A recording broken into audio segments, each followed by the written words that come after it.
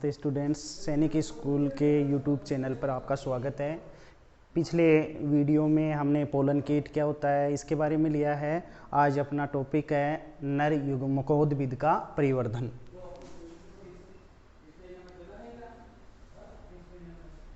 नर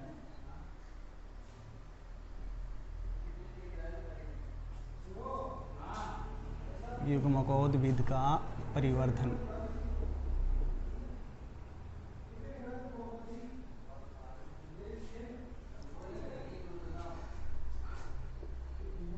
development of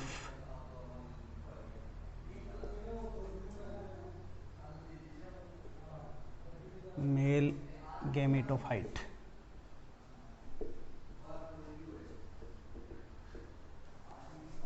देखिए, पिछले वीडियो में प्राकण है, उसकी संरचना कैसी होती है इसके बारे में लिया था। आज हम ले रहे हैं नर युग्मकोद्भिद है, उसका परिवर्धन कैसे होता है। तो नर युग्मकोद्भिद है, उसकी प्रथम कोशिका है वो लघु बीजाणु होता है।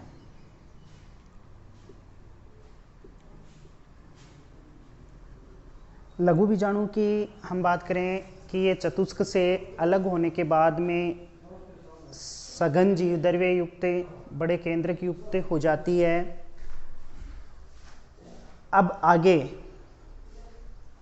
ये परिवर्धन दर्शाती है। परिवर्धन प्रक्रिया के अंतर्गत हम देखें तो जो लघु बीजाणु होता है वो अपने केंद्रक में समसूत्री विभाजन करता है। केंद्रक में समसूत्री विभाजन होने से यहाँ बाद में उन दोनों केंद्रकों के बीच में भित्ति बन जाती है, जिससे एक छोटी कोशिका और एक बड़ी कोशिका बन जाती है। अर्थात हम बात करें कि परागण क्रिया के बाद में लघु बीजाणु है या यूं कहें प्राकण है, उसमें आगे का परिवर्धन होता है। उस दौरान लघु बीजाणु के केंद्रक में समसूत्री विभाजन होता है। फलस्वरूप एक केंद्रक से यहाँ दो केंद्रक बन गए। केंद्रकों के बीच में भित्ति निर्माण हो गया। भित्ति निर्माण होने से दो असमान कोशिका, दो असमान कोशिकाएं बन जाती हैं। कहने का मतलब है हम इसको आरेख से भी समझ सकते हैं। जैसा कि परागकण की हमने संरचना ली तो, या लघु बीजाणु के बारे में हम लें तो गोलाकार संरचना थी। इसके केंद्रक में समसूत्री विभाजन होगा, दो केंद्रक बन जाते हैं। उन केंद्रकों के बीच में यहाँ भित्ति बन जाती है, जिससे एक आकार में बड़ी कोशिका और एक आकार में छोटी कोशिका। बड़ी वाली कोशिका है वो कायिक कोशिका और छोटी वाली है वो जनन कोशिका। ये संरचनाएं यहाँ निर्मित होती हैं। हम परिवर्धन की बात करें तो परिवर्धन के अंतर्गत प्रारंभ में जो जनन कोशिका होती है, जनन कोशिका है उसमें भित्ति का निर्माण नहीं हो पाता है, वो पराग कण की भित्ति के साथ ही संलग्न रहती है। जैसे जैसे परिवर्धन होता है वो स्वयं की भित्ति का निर्माण कर लेती है और गोलाकार हो जाती है। और स्पष्टतः अब परागकण के अंतर्गत दो कोशिकाएं दिखाई देने लग जाती है। अधिकांश पादपों में परागण क्रिया है प्राय द्विकोशिक अवस्था। अर्थात द्विकोशिक अवस्था कौन कौन सी हो गई? कायिक कोशिका और जनन कोशिका है। उसी द्विकोशिक अवस्था के अंतर्गत ही परागण क्रिया संपन्न होती है। अब हम लेंगे कि जनन कोशिका है उसकी संरचना कैसी होती है। कायिक कोशिका है उसकी संरचना कैसी होती है?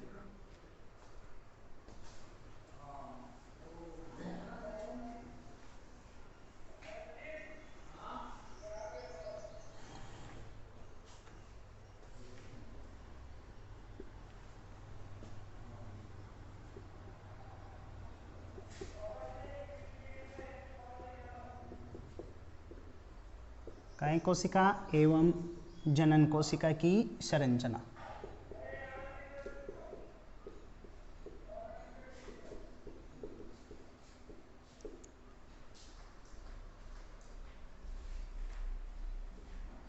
देखिए, इससे पूर्व भी हमने लिया है कि लघु बीजाणु है या परागकण है, वो परागकण गोलाकार संरचना थी और उसमें उसके केंद्रक के अंतर्गत समसूत्री विभाजन होकर दो प्रकार की कोशिकाएं बन रही थी। उन दो कोशिकाओं को, बड़े आकार वाली को कायिक कोशिका एवं छोटे आकार वाली को जनन कोशिका कह रहे थे। अर्थात ये अवस्था थी कि प्रारंभ में हम देखें तो जो लघु बीजाणु होता है, चतुष्क से अलग होने के बाद में उसमें परिवर्तन आता जाता है, आकार बढ़ता जाता है, उसका कोशिका द्रव्य सघन होता है और जैसे जैसे आकार बढ़ता गया रसदानियाँ उत्पन्न होती जाती है और उसके केंद्रक में यहाँ विभाजन होता है। तो इसको आरेख से भी हम समझ सकते हैं। ये स्थिति, इसको हमने कह दिया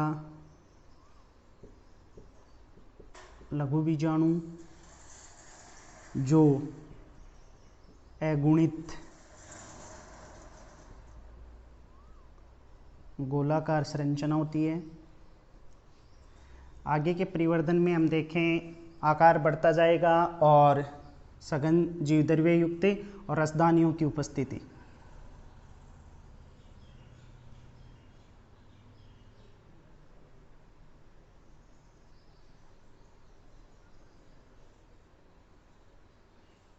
ये इसका केंद्रक, रसधानियाँ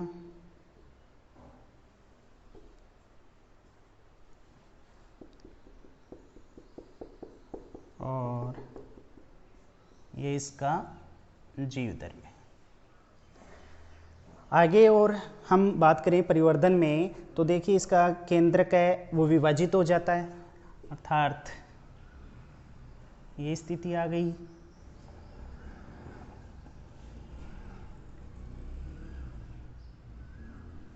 अब ये केंद्रक है, ये केंद्रक समसूत्री विभाजन करेगा और समसूत्री विभाजन करके दो केंद्रकों का निर्माण कर लेता है। दो केंद्रक बन गए। अब इन केंद्रकों के बीच में भित्ति निर्मित हो जाती है जिससे दो कोशिका बन जाती है। ये भित्ति बन गई, ये केंद्रक और ये केंद्रक। अर्थात यहाँ हम देखें तो दो स्पष्ट कोशिकाएं दिखाई देती हैं। एक आकार में जो बड़ी है, बड़ी वाली कायिक कोशिका,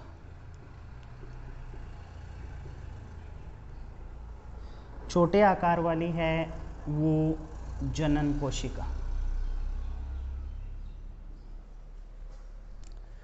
प्रारंभ में हम देखें तो जो जनन कोशिका है वो स्वयं की भित्ति का निर्माण नहीं कर पाती है, वो पराग कण की भित्ति के साथ ही जुड़ी हुई होती है और जैसे जैसे आगे परिवर्धन होता है ये स्वयं की भित्ति का निर्माण कर लेती है और आकार में गोलाकार हो जाती है।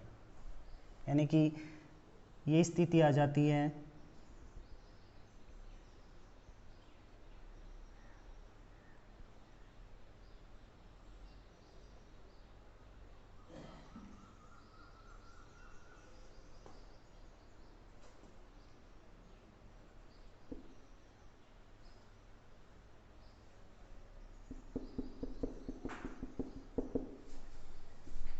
ये जनन कोशिका और ये कायिक कोशिका। तो ये इसके परिवर्धन की अवस्थाएं थी।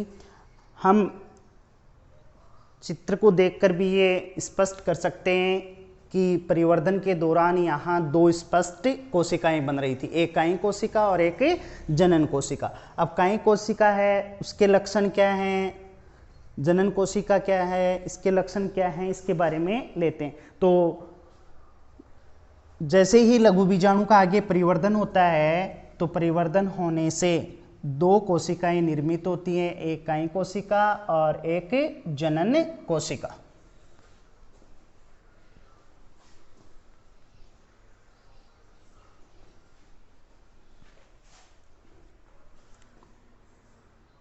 से परिवर्धन के दौरान जो बनने वाली एक कोशिका थी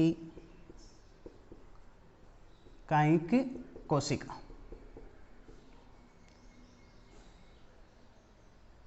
कायिक कोशिका की हम बात करें, आकार में ये बड़ी होती है,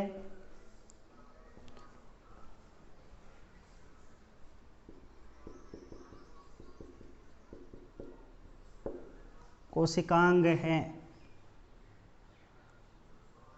उनकी संख्या में वृद्धि होने लग जाती है। यहाँ संख्या में वृद्धि, उसमें आरएनए है, प्रोटीन है, मात्रा है यहाँ अधिक।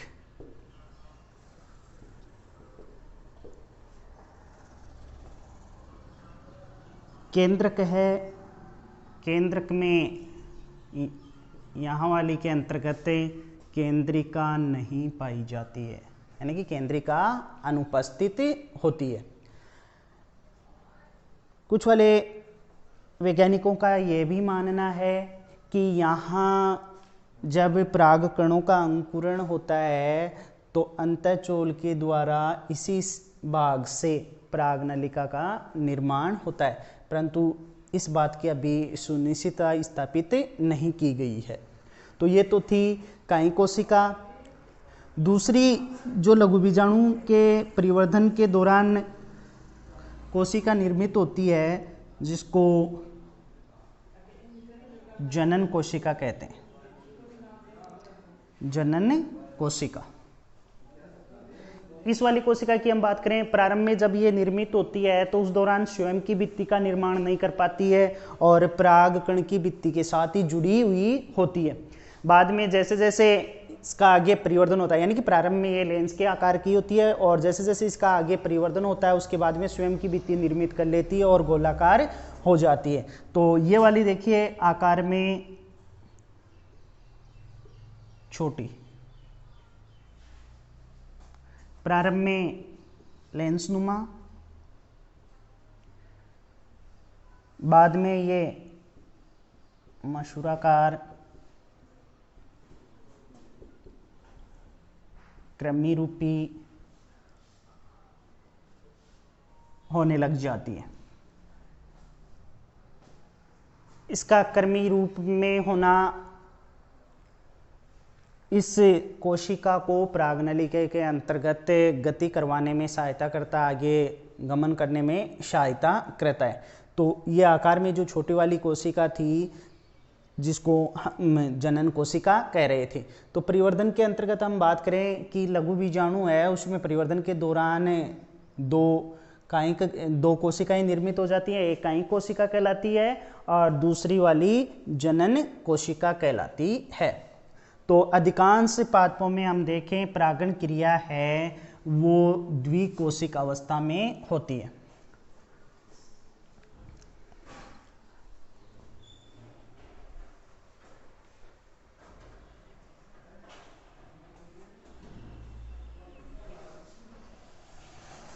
अगला बिंदु हम लेते हैं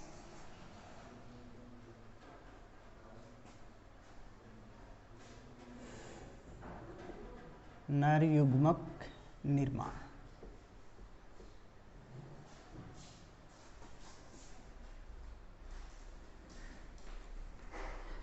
देखिए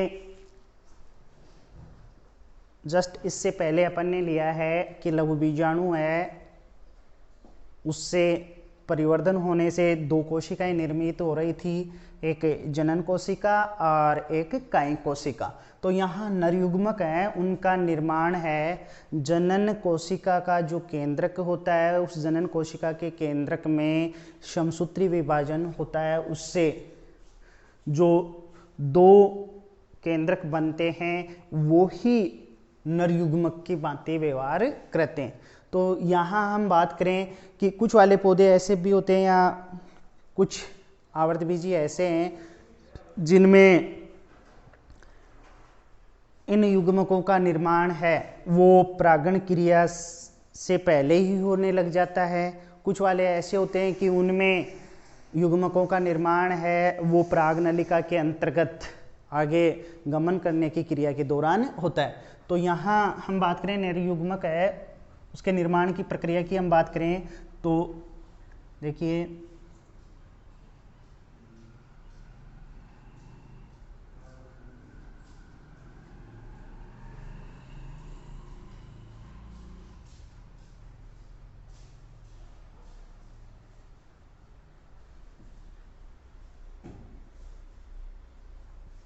ये स्थिति थी, जैसा कि पूर्व के वीडियो में भी लिया गया था, इसको तो कहा जाता है बाह्य चोल।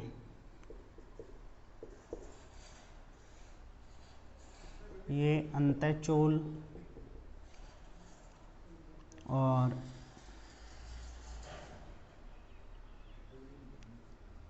ये केंद्रक आ गया, ये जनन छिद्र। ये एक परागण की क्रिया, परागकण की क्रिया थी या परागकण की संरचना थी। आगे परिवर्धन के दौरान हम लें तो अंतःचोल से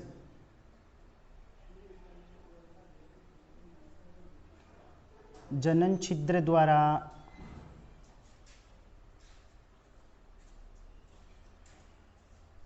परागनलिका विकसित हो रही थी।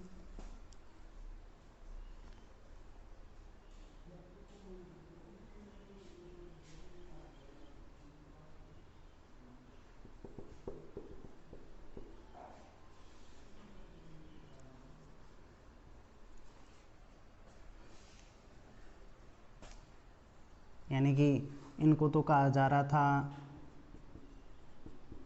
नरयुग्मक या नरकेंद्रक, और ये वाला नाल नलिका या वृद्धि केंद्रक।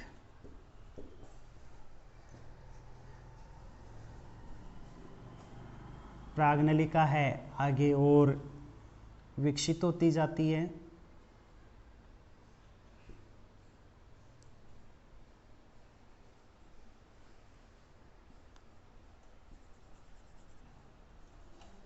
ये स्थितियां थी। बाद में जाकर जो वृद्धि केंद्रक है वो विलुप्त हो जाता है। कहने का मतलब है अंत में परागनलिका के अंतर्गत दो ही केंद्रक बचते हैं, एक जिसको नरयुग्मक केंद्रक कह सकते हैं।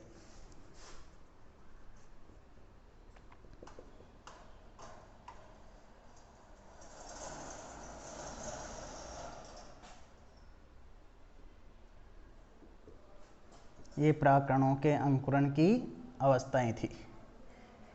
यानी कि जो लघु बीजाणु होता है पहले उसका परिवर्धन होता है जिससे दो प्रकार की कोशिकाएं निर्मित हो जाती हैं, दो कोशिकाएं निर्मित हो जाती हैं। एक आकार में बड़ी वाली वृद्धि कोशिका या कायिक कोशिका कहलाती है, दूसरी आकार में जो छोटी होती है वो जनन कोशिका कहलाती है। और जनन कोशिका है यानी कि जनन कोशिका थी, उस जनन कोशिका के केंद्रक के अंतर्गत, केंद्रक है उस केंद्रक में समसूत्री विभाजन हुआ और समसूत्री विभाजन होने से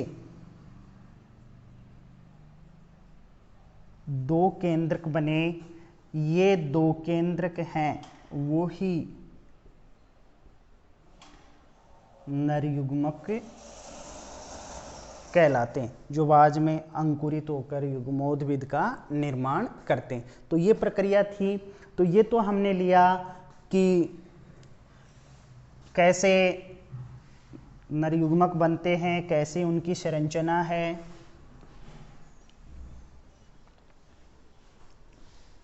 अगला बिंदु वो अपना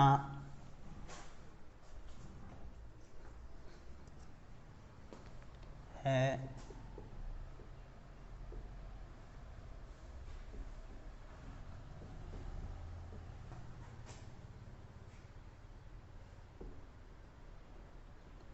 मादा युग्मकोद्भिद।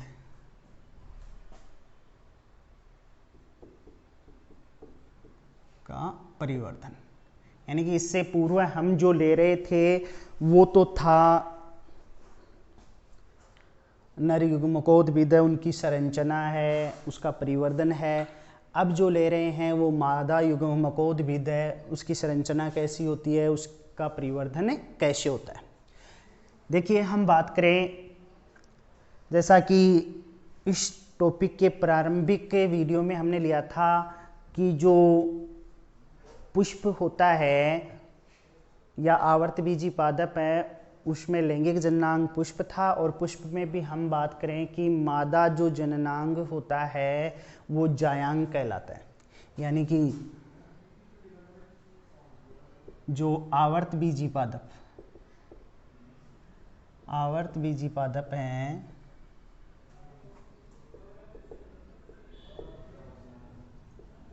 उनमें मादा जननांग है वो जायांग होता है। क्या होता है? जायांग होता है। यानी कि जायांग की संरचना में हम ले जैसे इस तरीके की संरचना,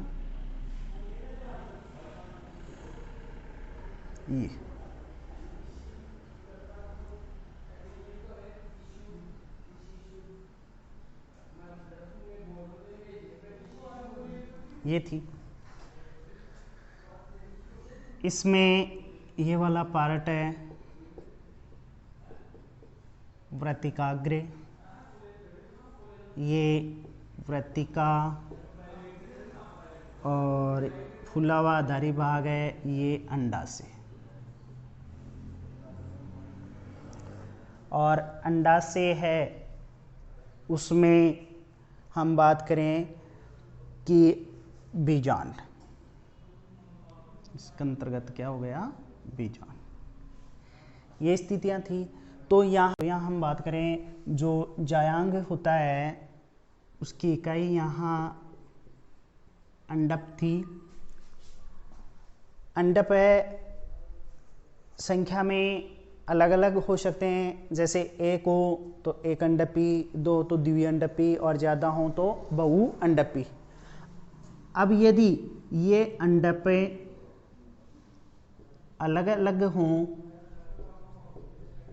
या यूं कहें मुक्त स्वतंत्र हो, उस स्थिति में इन्हें वियुक्तांडपी,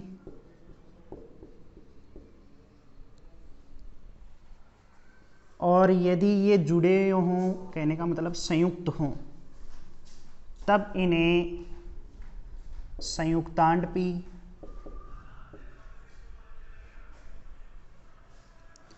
या युक्तांडपी कहा जाता है। हम बात करें जो बीजांड होते हैं, वो बीजांड अंडाशय की भित्ति से ये एक बीजांड नाश से व्रंतनुमा संरचना द्वारा जुड़े होते हैं, जिसको बीजांड व्रंत कहते हैं। तो ये यहाँ संरचना थी कि यहाँ जो मादा जननांग होता है वो जायांग होता है, और जायांग है उसकी इकाई यहाँ थी वो अंडप।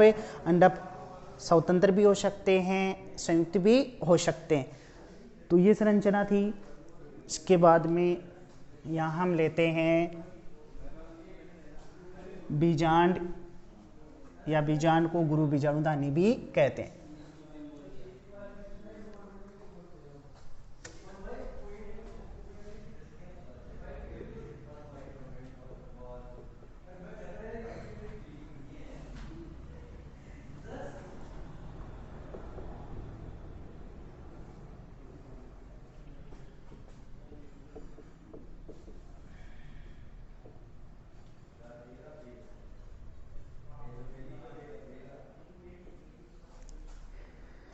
देखिए ये ले रहे थे हम जो बीजांड है, बीजांड की संरचना कैसी होती है या गुरु बीजांडानी की संरचना कैसी होती है।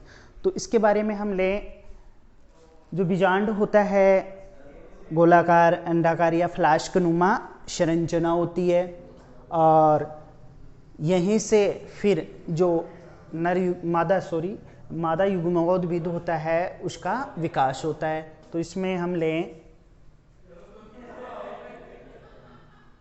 बीजांड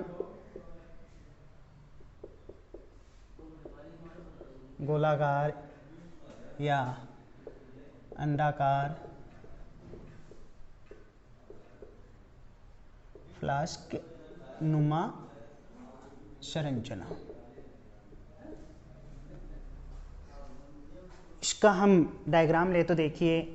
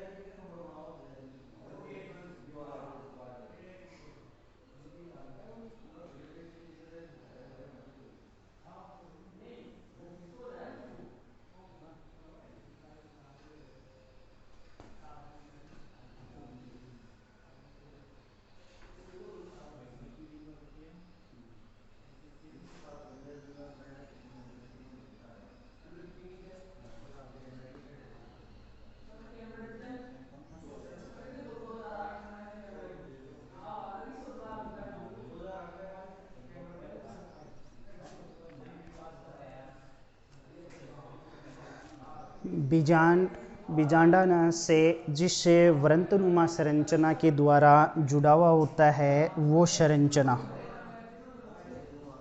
बीजांड व्रंत।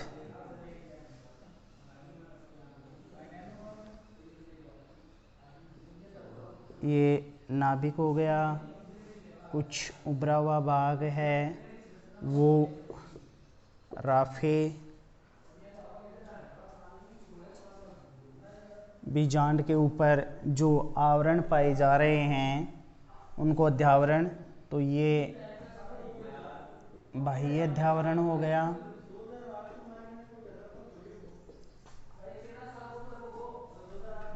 ये आंतरिक अध्यावरण।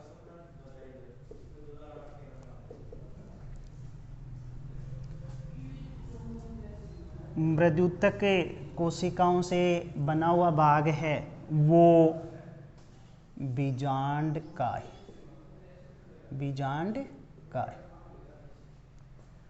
बीजांड के जिस भाग पर अध्यावरण नहीं होता तो वहाँ छिद्र रह जाता है, उस वाले भाग को बीजांड द्वार, बीजांड द्वार। बीजांड का जो आधारी भाग है वो कहलाता है निभाग। क्या कहलाएगा? निभाग।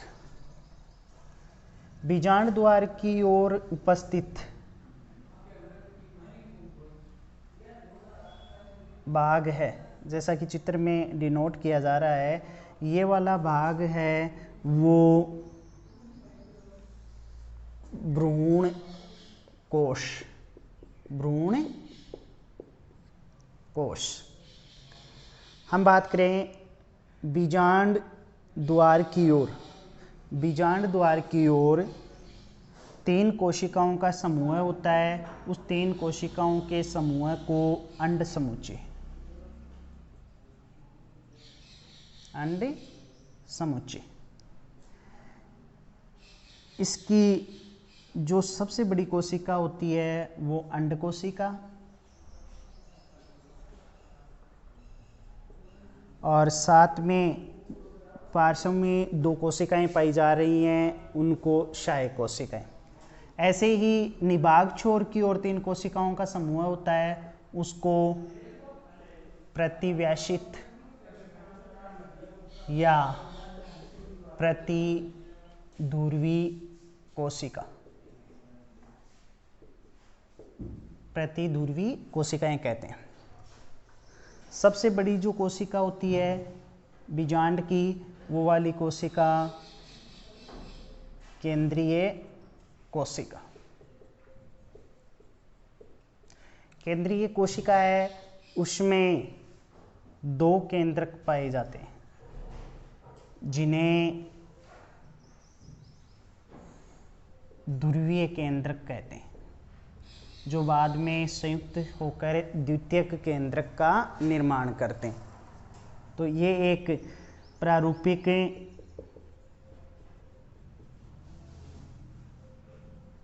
प्रतीप यानी कि उल्टा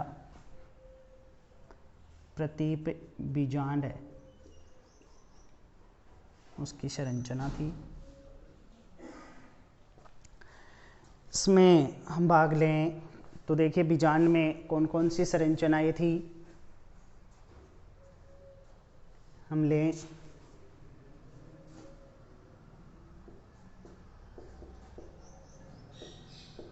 बीजांड काय।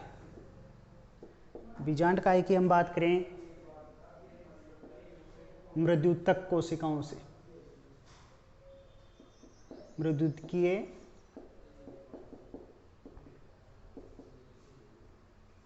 कोशिकाओं से बना भाग है।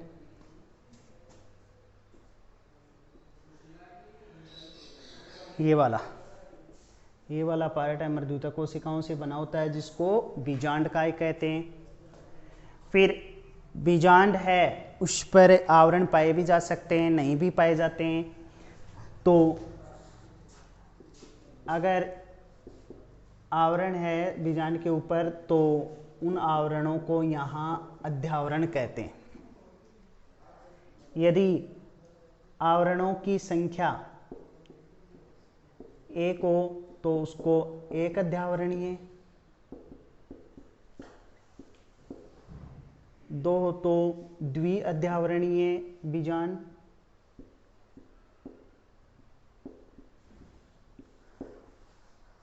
अगर आवरण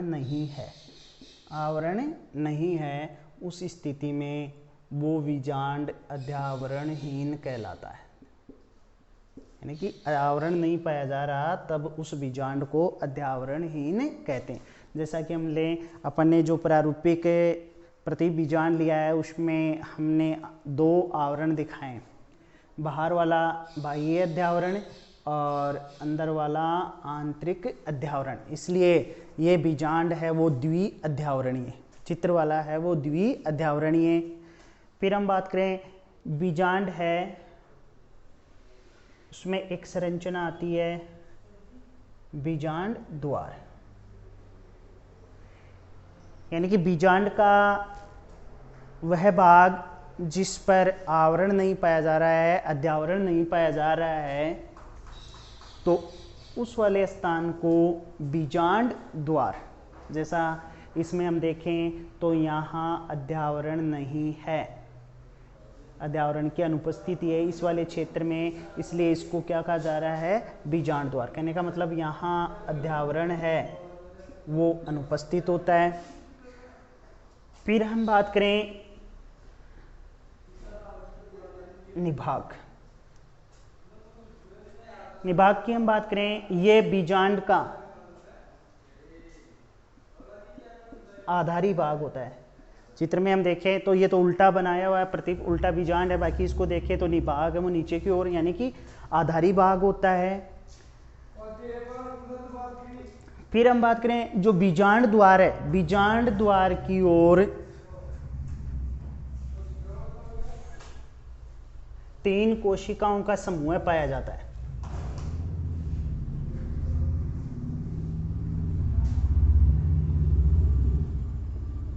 बीजांड द्वार, और बीजांड द्वार की ओर 3 कोशिकाओं का समूह है। जैसा कि चित्र में है, बीजांड द्वार है, बीजांड द्वार है ये वाला, इस बीजांड द्वार की तरफ 3 कोशिकाओं का ये समूह है, 1, 2 और 3 कोशिकाओं का जो ये समूह होता है, उस समूह को अंड समुच्चय क्या कहा जाता है? अंड समुच्चय। अंड समुच्चय की हम बात करें, एक सबसे बड़ी इसकी एक कोशिका है, बड़ी कोशिका, वो बड़ी कोशिका है वो तो कहलाती है अंड कोशिका, अंड कोशिका, जैसा कि ये अंड कोशिका। शेष जो 2 कोशिकाएं होती हैं वो सहायक कोशिकाएं, सहायक कोशिकाएं। इन्हीं में तंतु समुच्चय पाए जाते हैं जो परागण क्रिया के दौरान पराग नलिका में नर युग्मक आते हैं, उन नर युग्मकों को अपनी ओर आकर्षित करने का कार्य करते हैं। दूसरी हम बात करें, निभाग छोर होता है, बीजांड का जो निभाग छोर है, उस निभाग छोर की ओर भी 3 कोशिकाओं का समूह होता है, 3 कोशिकाओं का समूह है। उस 3 कोशिकाओं के समूह को प्रतिव्यासित या प्रतिध्रुवी कोशिकाएं कहते हैं। जैसे ये बीजांड का निभाग वाला भाग आ गया, निभाग छोर आ गया, और इधर की ओर ये जो 3 कोशिकाओं का समूह है, ये 3 कोशिकाओं का समूह प्रतिव्यासित या प्रतिध्रुवी कोशिकाएं कहलाते हैं। फिर हम बात करें इस बीजांड के अंदर जो सबसे बड़ी कोशिका, यानी कि 3 कोशिका तो हो गई अंड समुच्चय, 3 हो गई प्रतिव्यासित कोशिकाएं, तो 6, जो एक 7वीं है या बीजांड की जो सबसे बड़ी कोशिका होती है उसको केंद्रीय कोशिका कहते हैं, और केंद्रीय कोशिका में 2 केंद्रक पाए जा रहे थे। ये एक बीजांड की संरचना होती है।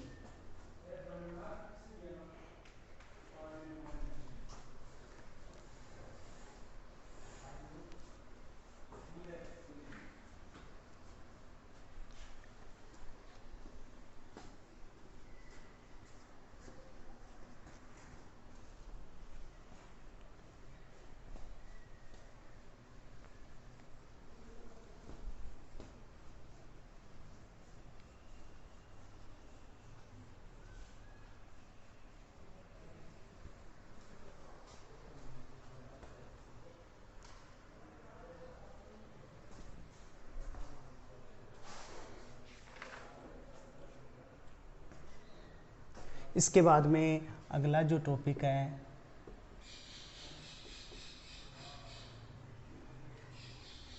बीजांड के प्रकार।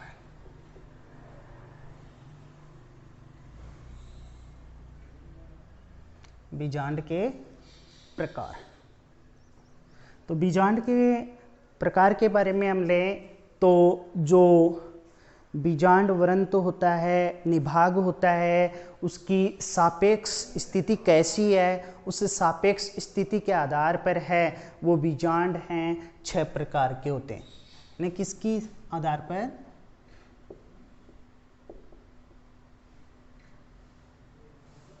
बीजांड वृंत, निभाग,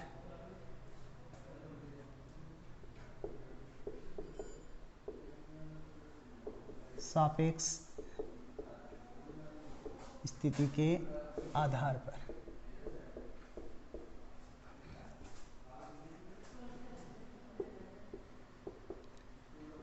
बीजांड 6 प्रकार के होते हैं।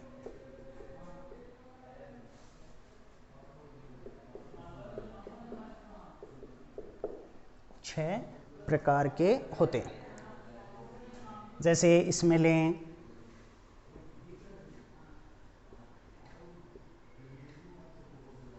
ऋजु बीजांड,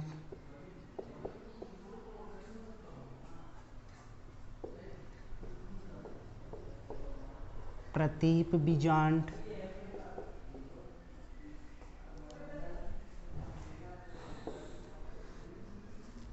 तीसरा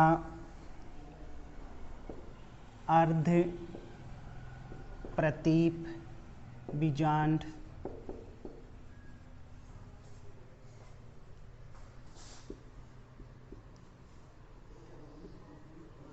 वक्र बीजांड, अनुप्रस्थ बीजांड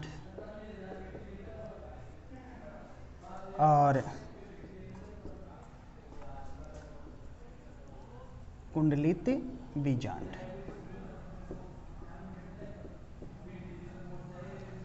यानी कि बीजांड की हमने संरचना ली थी, उसमें बीजांड वृंत है, निभाग है, उनकी स्थिति एक दूसरे से कैसी है उसके आधार पर है वो बीजांड हैं। वो 6 प्रकार के हैं, जिसमें ऋजु बीजांड है, प्रतीप है, अर्ध प्रतीप है, वक्र है, अनुप्रस्थ है, कुंडलित बीजांड। जैसे इसमें इसके कुछ प्रकार को हम समझते हैं। जैसे मान लीजिए इसमें हम लें ऋजु बीजांड लें। ऋजु बीजांड में हम बात करें, संरचना में हमने जैसे प्रारूपिक बीजांड में भी लिया था कि उसमें ये मान लीजिए ये सबसे अंदर ही अंदर ये तो भ्रूण कोश हो गया।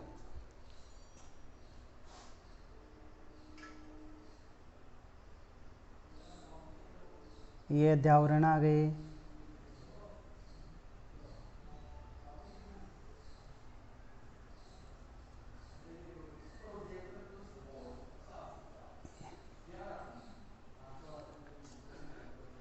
तो देखिए ये तो बीजांड वृंत, ये आ गया है वो बीजांड द्वार, और ये वाला पार्ट निभाग।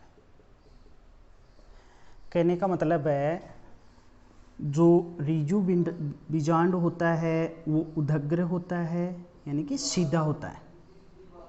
यहाँ जो बीजांड द्वार है, निभाग है,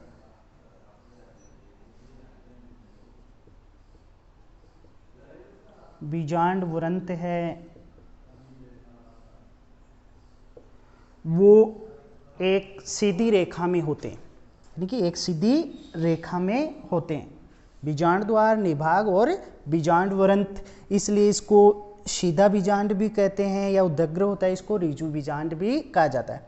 फिर जैसे जैसे घुमाव होता है तो उस वाली स्थिति में बीजांड वृंत है उसमें घुमाव होने लगा, तो जैसा कि पूर्व में हमने लिया था प्रतीप बीजांड, उस वाली में स्थिति में क्या आ जाता है,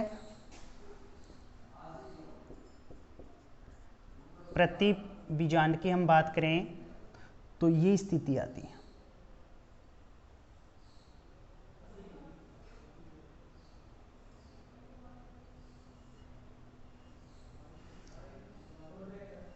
ये आ रहा था कि इसमें निभाग और बीजांड द्वार तो एक सीधी रेखा में होते हैं, परंतु बीजांड वृंत में घुमाव हो जाता है और वो संपार्श्विक स्थिति में पहुंच जाता है, तो उसको फिर प्रतीप बीजांड कह दिया जाता है। मतलब ये तीनों एक स्थिति में थे तब सीधे थे, उल्टा हो गया तो उसको प्रतीप बीजांड कह दिया।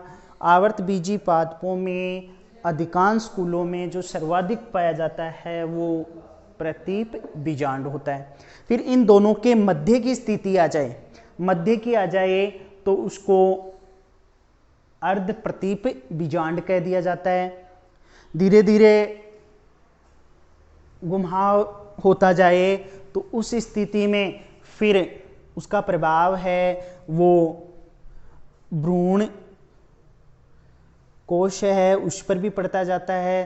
तो फलस्वरूप है वो घोड़े के नाल की आकृति का या अलग अलग बदलता जाता है। तब वक्र बीजांड अनुप्रस्थ बीजांड कह दिया जाता है। और बहुत ज़्यादा 360 डिग्री के कोण पर जो बीजांड वृंत है वो घूम जाए तब उसको कुंडलित बीजांड कह देते हैं। और कुंडलित बीजांड है वो कैक्टेसी कुल है, यूफोर्बिएसी है, नागफनी वगैरह उसमें उपस्थित होता है। तो यहाँ जो बीजांड है वो बीजांड वृंत और निभाग की सापेक्ष स्थिति के आधार पर बीजांड है वो 6 प्रकार के होते हैं। किस किस के? बीजांड वृंत और निभाग की सापेक्ष स्थिति के आधार पर, जिसमें ऋजु बीजांड ले लिया, प्रतीप है, अर्ध प्रतीप है, वक्र है। ये तो ऋजु की तो ये विशेषता थी कि जो बीजांड द्वार है, निभाग है, बीजांड वृंत है, एक सीधी उदग्र रेखा में होते हैं। और यहाँ वाले में कुंडलन होने लग जाता है तो संपार्श्विक स्थिति में बीजांड वृंत पहुंच जाता है। ये तो बीजांड वृंत हो गया, ये निभाग और ये बीजांड द्वार। और ऋजु बीजांड और प्रति बीजांड है उसके मध्य वाली स्थिति आती है। तो अर्ध प्रतीप और बहुत ज़्यादा कुंडलन हो जाए, घूम जाए, तो वो वाली स्थिति 360 डिग्री के कोण पर बीजांड वृंत घूम जाए तो यहाँ इस वाली स्थिति में जो बीजांड द्वार है वो ऊपर की ओर हो जाता है तो उसको कुंडलित कह दिया जाता है, जो कैक्टेसी कुल में पाया जाता है। तो ये बीजांड के प्रकार थे कि बीजांड है वो कैसा क्या होता है। ये स्थितियां थी